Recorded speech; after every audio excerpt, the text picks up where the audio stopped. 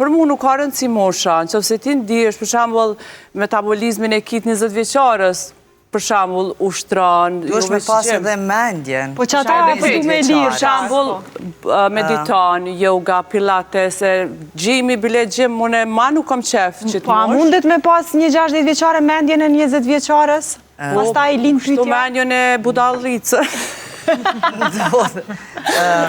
Mundet me pas, e pa pjekur me qenë.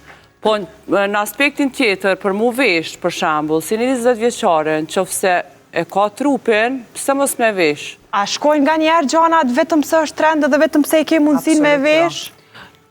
Pa tjetër që trendin du të me ndikë dhe si pas moshës nëse i ki 60 vjetë. Ti që që nisi 20 vjeçare me pa dikon me tesha tua? Hajde. Jo se veshi mo. Jo, unë nuk i kam shumë qef të më shumë që e mbajnë vetën, po dhe mvaret ajo mbajtja vetës Jo, mos të përzim se mbajtja vetës nuk do me thonë me këto që po e diskutojnë.